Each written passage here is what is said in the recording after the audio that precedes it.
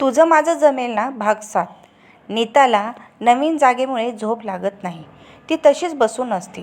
तेवढ्यात बाहेर कोणीतरी दरवाजा ठोकवल्याचा आवाज येतो. भात झाला असेल असं तिला समजून नीता सुरुवातीला दुर्लक्ष करते. पण पुन्हा कोणीतरी दरवाजा वाजवतं. नीता आता थोडी घाबरते आणि मनूला उठवायला जाते. पण मनीषा काही केल्या उठत नाही. शेवटी धीर करून नीता दरवाजा उघडायला जाते. दरवाजा उघडते तो समोर अविनाश उभा असतो, दरवाजाकडे पाठ करून. आवाज येताच तो मागे वळतो. समोर नीता उभी असते घाबरलेली. कॉफी? अविनाश विचारतो. आता? नीता डोळे मोठे करून बोलते. झोप येत नाही आहे मला, अविनाश म्हणतो. मला पण, नीता म्हणते. चल मग, अविनाश म्हणतो. कोणी पाहिलं तर? नीता बोलते. ओके, जाऊ दे, झोप तू, उद्या भेटू, अविनाश बोलून निघून जातो. पुढे अविनाश नीताला बाय करून निघून जातो. अहो, नीता पुन्हा त्याला आवाज देते. अविनाश लगेच मागे होतो. चल, तुला आमचं सॉरी आपलं किचन दाखवतो आणि हळू चाल बरं, आवाज करू नकोस, तो तिला हळू आवाजात सर्व सांगत असतो. नीतासुद्धा हो म्हणून फक्त मान हलवते, काही बोलत नाही. अविनाश सवयीप्रमाणे 2 कप कॉफी बनवतो. नीता त्याला फक्त पाहत असते. मध्येच तोसुद्धा नीताकडे बघून स्माईल देत असतो. किचनमधून आवाज येतो म्हणून अविनाशची आई खाली पाहायला येते. या दोघांना तिथे बघून लांबूनच हसून परत आपल्या रूममध्ये जाते. कॉफी झाल्यावर अविनाश पहिला कप नीताला देतो. दोघे बाहेर गॅलरीमध्ये येऊन बसतात. बाहेर छान वारा सुटलेला असतो. नीता दोन्ही हाताने कप पकडून काहीतरी विचार करत असते. तेच अविनाश तिला विचारतो. थंड कॉफी आवडते का? नीता त्याच्याकडे बघते. मानेनेच त्याला काही बोलते नाही बोलते. आणि बनसलंय का नीता? अशी गप्प का आहेस? आईची आठवण येते का? जायचं का आपण आईकडे? बोल. नीता अविनाशकडे बघते. आता तिच्या डोळ्यात ते पाणी असतं. ते बघून अविनाश लगेच जाऊन तिच्या पायाशी बसतो. तिचा हातात हात घेऊन तिच्याकडे बघतो. तुम्ही खोटं बोलतात ना माझ्याशी? नीताच्या या प्रश्नावर अविनाश लगेच तिचा हात सोडायला जातो आणि नीता त्याचा हात घट्ट पकडते. अविनाश चमकून तिच्याकडे बघतो. नीता त्याच्या डोळ्यात डोळे घालून बोलते. तुमच्या डोळ्यात बघून लगेच समजलं मला, तुम्ही खोटं बोलतात ते. घरच्यांसाठी लग्न केलेत ना माझ्याशी? तुमच्या मनातला गोंधळ मिटायला हे तुम्ही सांगायच्या आधीच मला समजलं होतं. एकदा सांगून तर बघा मला. तुमच्या प्रत्येक निर्णयात मी तुमच्यासोबत असेन. पण तुम्ही बोललाच नाही तर कसं समजणार मला? नीता त्याचा हात सोडून तिथून उठून बाजूला उभी राहते. नाही सांगू शकलो मी बाबांना. घरच्यांच्या मनाविरुद्ध मला काही करायचं नव्हतं Neeta. I am really very sorry Neeta. तुला फसवायचं नव्हतं मला. लग्नाआधी काही गोष्टी मला तुला सांगायच्या होत्या. मी आलो पण होतो. अविनाश तिच्या जवळ येऊन उभा राहत बोलतो. मग नीता विचारते. तुझा आणि मनीषा हसण्याचा आवाज ऐकला आणि पुढे यायची हिंमत झाली नाही. काका गेल्यापासून तू काल एवढी मनमोकळ्याने हसत होतीस. वाटलं हे हसू असंच असावं कायम तुझ्या चेहऱ्यावर. मी पुन्हा मागे वळलो. अवि शांत झाला. नीता त्याच्याकडेच बघत होती. आपण जाऊया आता झोपायला हवं? उद्या पुन्हा गोंधळ असेल घरी. तू पण आराम कर, चल. नीता काही न बोलताच अविनाशच्या मागे चालायला लागते. दोघेही मनूच्या रूमजवळ येतात. नीताला गुड नाईट करून अविनाश वर त्याच्या रूममध्ये जातो. अविनाशला सकाळी जरा लवकरच जाग येते. घरी पूजेची खूप गडबड चालू असते. त्याच आवाजाने त्याची झोप मोड होते. तो त्याच्या रूममधून खाली येतो. त्याची आई भटजींना पूजेचं सामान देण्यात व्यस्त असते. अविनाश हळूच मनीषाच्या रूमच्या दिशेने जातो. हळूच दरवाजा उघडतो. मनीषा बेडवर नसते, पण नीता खूप गाढ झोपलेली त्याला दिसते. अविनाश हळूच आत जातो. मोकळे केस, हातात हिरवा चुडा, रंगलेली मेहंदी. झोपेत पण नीता खूप गोड दिसत असते. अविनाश हाताची घडी घालून तिला बघत उभा असतो. गोड दिसते ना? मनीषा हळूच त्याच्याच बाजूला उभी राहत विचारते. हो ना, हो खूपच गोड दिसते, अविनाश बोलतो आणि मनीषा जोरात हसते. तिच्या आवाजाने अविनाशची तंद्री तुटते. तर नीता जागी होते. अविनाशला समोर बघून जरा चलबिचल होते. अविनाश पण लगेच त्याच्या रूममधून बाहेर जातो. मनीषा त्याला चिडवायला त्याच्या मागे जाते. तेवढ्यात अविनाशची आई तिला फ्रेश व्हायला सांगून बाहेर यायला सांगतात. त्यांचा हळद उतरवण्याचा कार्यक्रम होतो. छोटे गेम्स पण होतात. हसत खेळत वेळ पटकन निघून जातो. दोघेही पूजेसाठी तयारी करायला निघून जातात. अविनाश सफेद कुर्ता घालून खाली येतो.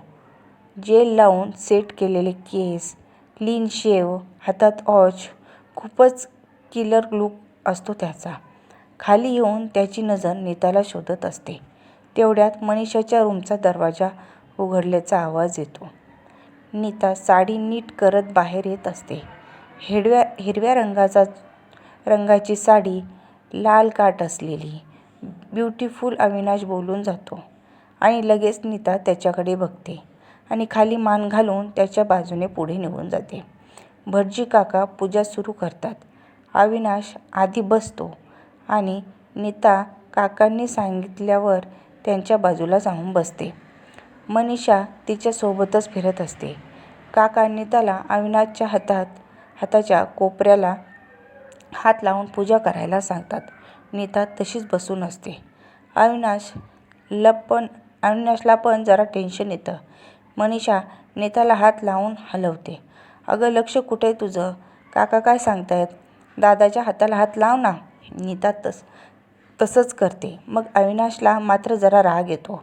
अखेर पूजा संपते. सर्वांच्या पाया पडून झाल्यावर ते जेवायला जातात. अविनाश मुद्दाम मनीषाच्या बाजूला जेवायला बसतो.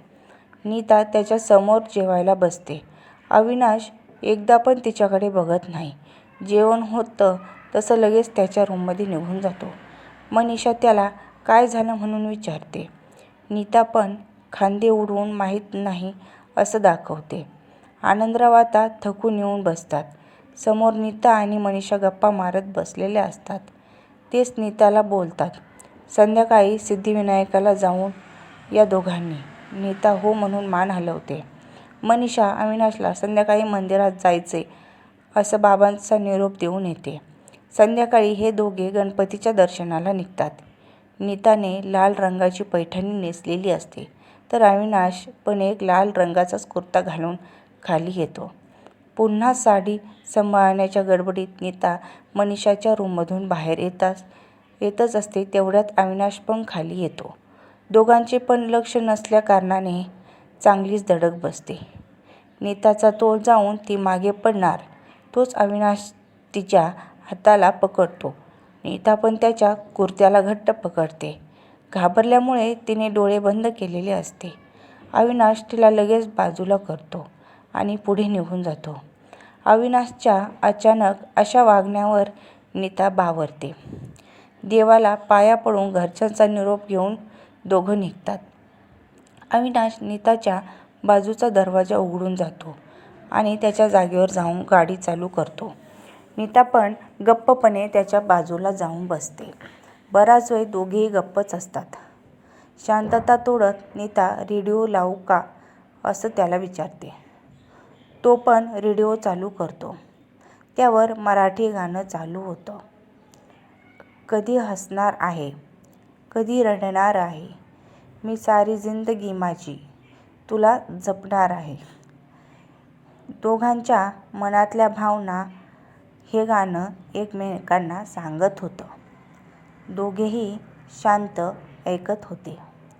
हळूच एकमेकांना बघत होते. थोड्याच वेळात ते सिद्धिविनायकाला पोहोचतात. आनंदरावांचा मुलगा म्हणून अविनाश सर्व ओळखत होते. तसाच तो मोठा नावाजलेला बिझनेसमॅन देखील होता. अविनाशचा मूळ स्वभाव खूप शिस्तीचा आणि थोडा रागीट होता. त्याच्या मते देवाच्या दरबारात सर्व सारखे. त्यानं उतरून नीताच्या बाजूला जाऊन दरवाजा उघडून तिला बाहेर यायला सांगितलं. नीता खाली उतरून त्याच्यासोबत चालू लागली. रोजच्या ठिकाणी जाऊन त्यांनी मोठा हार आणि प्रसाद घेऊन ते आत दर्शनाला गेले. नेहमीचीच गर्दी असल्यामुळे आणि साडीत नीताला खूप अवघडल्यासारखं झालं. त्या गर्दीत तिला पुढे जाताच येत नव्हतं. अविनाशने उजव्या हातात प्रसाद आणि हार घेतला तर डावा हात नीताच्या खांद्यावर टाकून तिला सांभाळून गाभाऱ्यात घेऊन गेला. एकदा त्याच्याकडे तर एकदा त्याने ठेवलेल्या हाताकडे बघत होती. भटजी काकांनी अविनाश ओळखलं. त्याच्या प्रसाद चढून त्याच्यातर्फे पूजा सांगून त्यांना आशीर्वाद दिला. अविनाशने तिथलं कुंकू आधी नीताला लावलं, मग स्वतःला लावून बाहेर आले. हातातला प्रसाद ठेवून ते एका ठिकाणी बसले, जिथून बाप्पा त्यांना अगदी समोर दिसत होते. तुम्ही रागावलात का माझ्यावर?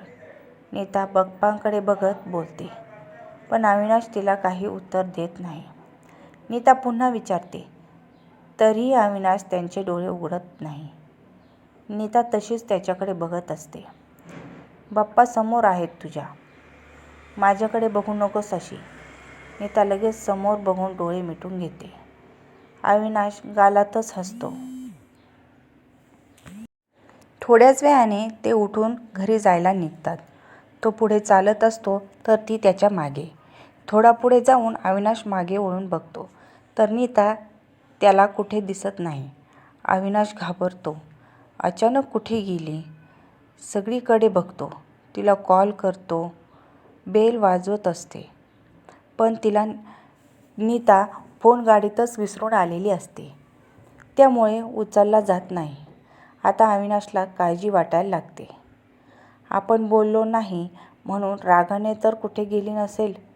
तो पुन्हा मंदिरात येतो तर नीता समोर उंदीर मामाच्या कानात काहीतरी बोलत असते.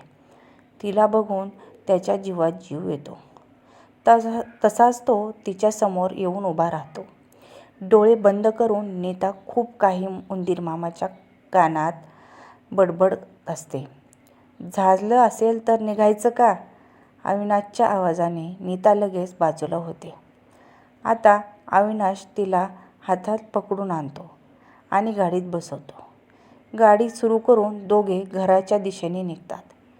नीता बाहेर बघत हलकेच हसत होती.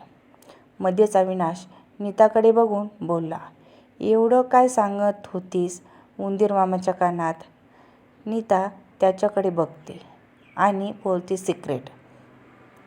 अविनाश प्रश्नार्थक नजरेने तिच्याकडे बघतो.